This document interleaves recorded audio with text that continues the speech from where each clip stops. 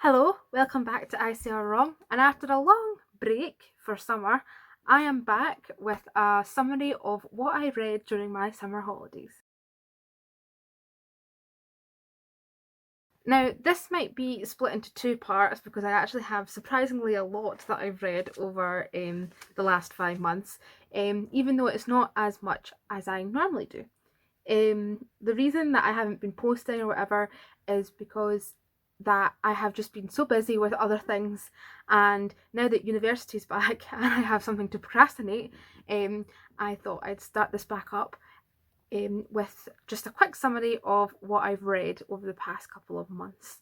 There is going to be some changes to the kind of videos that I'm going to be uploading, but hopefully you'll be able to see that next week with what I'm uploading then.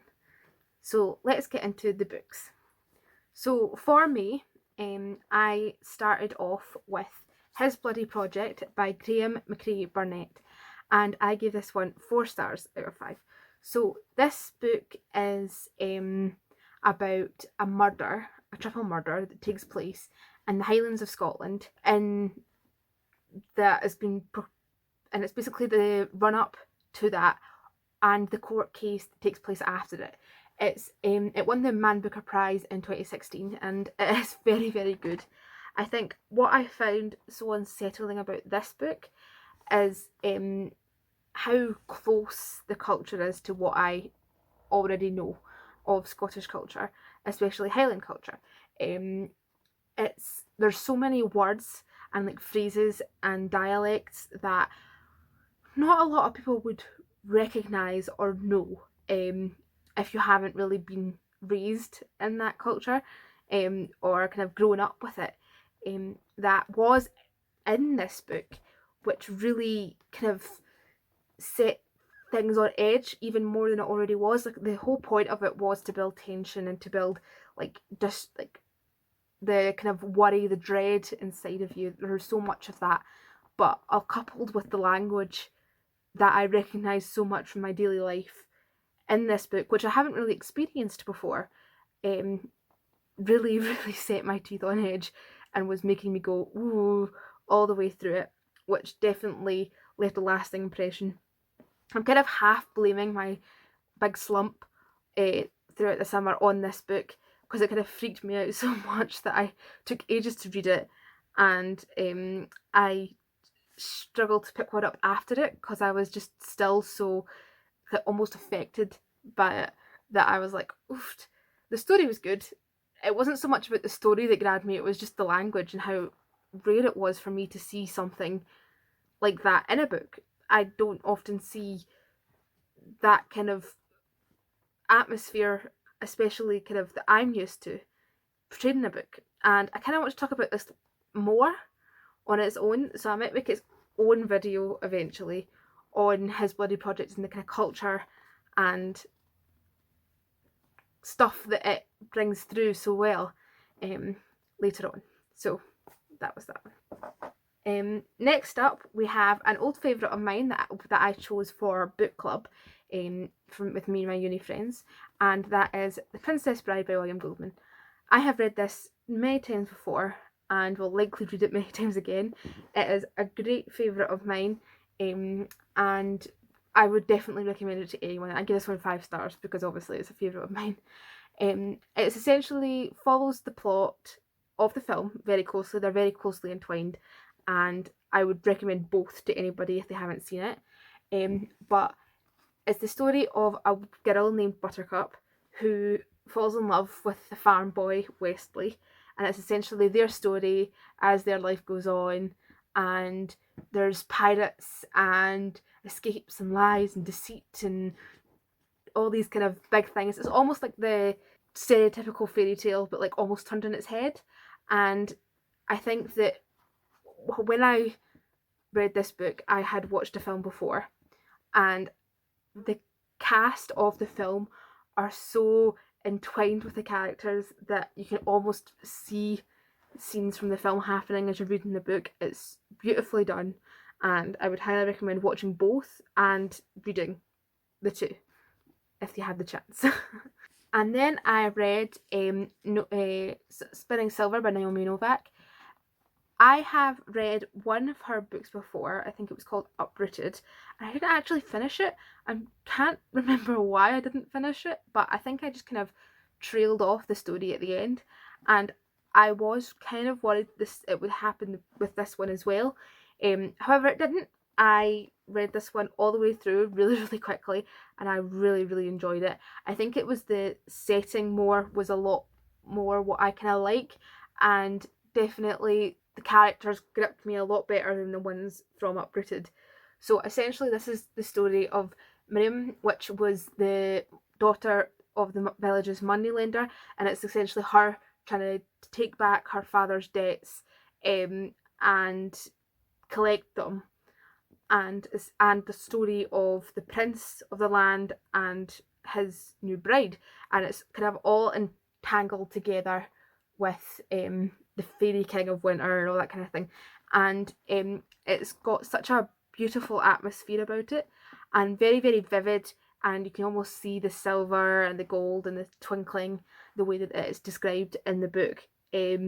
And I would again highly recommend this one. I was kind of once I managed to get through my kind of slump of his bloody project, I was kind of on a roll with the books that I managed to pick up, and I gave this one 4 stars, which I really enjoyed it. And there was just a couple of things that I was like, ooh, okay, parts of the story I definitely did want to get back to other parts, like it was split between numerous kind of points of view, and I did love how they tied it up at the end, but there was parts that I was like, oh, I kind of want to get through this now, I want to get to the next part, but that definitely didn't impact my love of the other parts and how much I enjoyed them, and it definitely kept me sustained all the way through, and I did read it very, very quickly if I remember rightly. So next up, I read a non-fiction book written by Sarah Sheridan called Where Are the Women? So this is essentially a description of places in Scotland who are often named after men. This book essentially takes that and names them all after women instead, and explains who they were, what they did, and kind of why they were named after men originally, and now why they're named after women. And this was really good because there's actually so much of Scotland that I didn't even realise was named after a man. I just assumed that it was just the name of the street, you know. Like, for example, the Fort William, which is where Ben Nevis was named after William of Orange. And so that in this book they changed it to Fort Mary because Mary was the wife of William of Orange, Mary II, I believe, and essentially it just kind of does that kind of stuff and kind of digs into the past of why it was named that, but what should it be named instead, and also like does if the statues were built for these men, if they were women instead, what would they be built for? And I always kind of worry when reading books like these that they're not inclusive enough between, like, especially when they're British books, that they're not intersectional enough in their kind of feminism as they go. But this one talked at length about the LGBT history of Scotland, trans women and men, and people of colour, and gay and lesbian women that were part of society, and definitely brings highlight to them and how important they were for the progression of society, the same way as like suffragettes were. And for that I really, really, truly love this book and how much it kind of portrayed Scotland in a different light. And there were so many that I'd wanted to look further into and research more because I didn't actually know about them before, and how important they were to me because of that. So that is why I really, really enjoyed that. I would highly recommend Where Are the Women? A Guide to Imagine Scotland by Sarah Sheridan. We've got Stardust by Neil Gaiman. So I've been waiting to read this book for so long, for so many years. I've had this on my TBR. I've wanted to read it. I've wanted to, because my whole family absolutely adores the film Stardust. I think it was brilliant, and after reading the book, I still really, really like the book. I think the film is better because I think it kind of brings a bit more three-dimensionalist more to the characters and kind of fleshes them out a bit more, but I love the book just as much. There's so many like kind of, it's a bit more tinge of darkness almost to the book than there is to the film. I think there's something kind of a kind of uneasy current flowing through the whole book in a way that I think Neil Gaiman does so very well, that isn't in the film, but the film does have a better ending, I think, than the book. Though if you haven't read the book but you have watched a film, or other way around, I would definitely go for either or. I would probably watch the film first and then read the book, just because I think, again, similar to The Princess Bride, knowing the characters are already in the book from the film kind of makes it more vivid and real when you're reading it, that I kind of highly would recommend. It's only a short wee one. I think it's got only about 200 pages. Yeah, about 200 pages, and it's just such a, especially if you're trying to get into Neil Gaiman's work but you've not really had the opportunity, I would recommend Stardust, or I would recommend Good Omens, either or. That was the one he wrote with Terry Pratchett. Either or, I think both are very, very good ways of getting into reading more Neil Gaiman stuff, which is kind of why I also picked it up, because I've been wanting to read more Neil Gaiman. I have read quite a few already, but I've not really read it as much as I'd like to. So this was definitely got me kind of hungering for more from him, and I gave this one 4 stars. And then last up for the month of May, I read My Dark Vanessa by Kate Elizabeth Russell. Now, this one is definitely not what I usually read. I picked this one up on a recommendation from a friend who kind of suggested that I read it, and I enjoyed it. I enjoyed it. I just think it's a very important book to be reading, especially in the kind of aftermath, well, not aftermath because it's still going on, but the Me Too movement. It was written in the height of the Me Too movement, and it's about a 15-year-old girl getting essentially preyed upon by her high school teacher, her English teacher, and kind of the fallout of that and how she deals with it when more people come forward. And it's kind of that kind of seeing it from her point of view is something very refreshing, but also again on edge, that you're feeling throughout it, and because it's so easy from an outside perspective to realize what's going on and see it, but from her perspective she doesn't see it like that, and it's so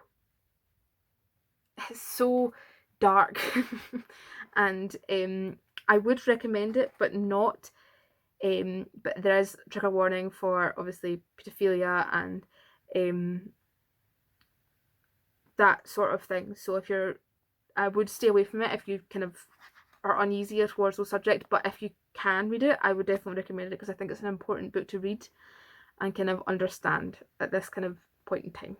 But yeah, that's my opinion on it. And that takes it up to the end of May. And then we went on to June, which I essentially read less and less and less as the summer went on, till September. I only read one book in the whole month of September, and it took me an entire month to read it, just because I was so busy and had other things to do.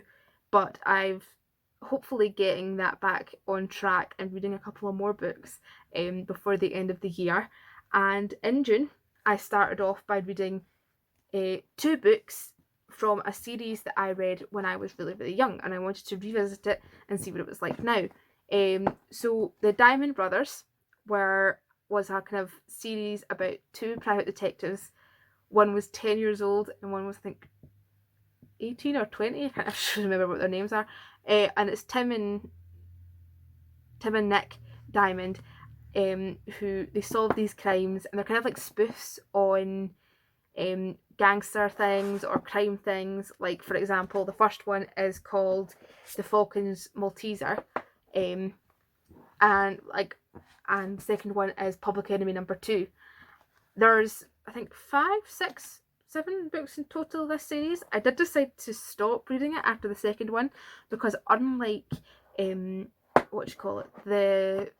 Alex Rider books, I don't think they hold up so much for an adult audience reading them as they do kids reading them. I think they're really good kids books, but I just don't think it kind of holds up the same way that Alex Rider does.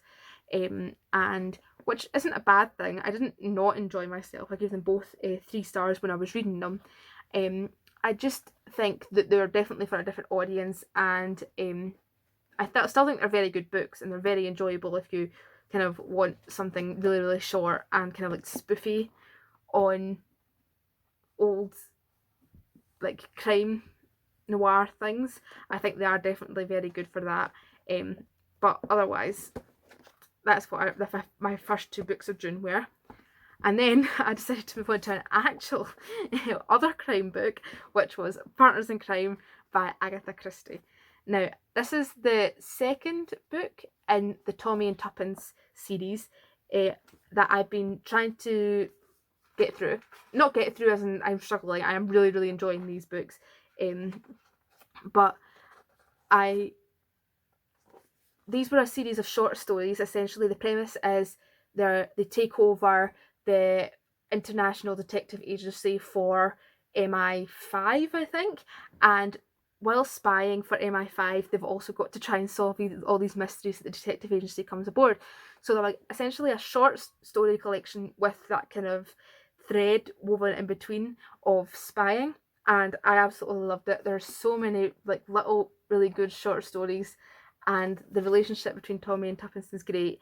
And just like the last book, where it kind of ends on a twist within their relationship, it does the same with this book, which has really got me excited for reading the next one, which is called N or M, and I do believe it's set during the Second World War. So I am really excited to keep going with that one, and I love Agatha Christie books in general. They are really, really good. And this is actually one of the first short story collections that I actually really enjoyed, because I do often kind of get bogged down within short stories and can't keep going. So I'm really glad that I can enjoy the Agatha Christie short stories so much. And I think crime short stories especially are kind of the ones that's able to keep me going and get me through it. So 4 stars for that one. And then lastly, in June, because I only read 4 books, I broke out my favourite one to try and get me out of the slump. Unfortunately, it didn't work, but I still had a blast reading this one and gave it 5 stars out of 5 stars, just for how much I just love it. I listened to the Audible full cast narration of it, and it was Persuasion by Jane Austen. I think anybody who's watched my classics video or the video before that knows how much I just love this book. It's my favourite Jane Austen book that I've read so far, and it's probably one of my favourite classics as well, and one of my favourite books probably of all time. It's just such a feel-good book and so cute, and I love it so much, and it normally gets me out of my slump when I read it. Unfortunately, it didn't this time, mainly just because I didn't have much time to be reading over the summer, so that kind of stopped me from picking it up as much. But I would highly recommend that one, and if you get it, you'll enjoy it. So I'm going to split this video up into 2, and hopefully it'll come out soon. You'll be able to see it, and that covers May and June, and the next part of my video will cover July, August and September, which I did read considerably less than I did this the first 2 months. And I hope you enjoyed this, and I'll see you next time. Bye bye.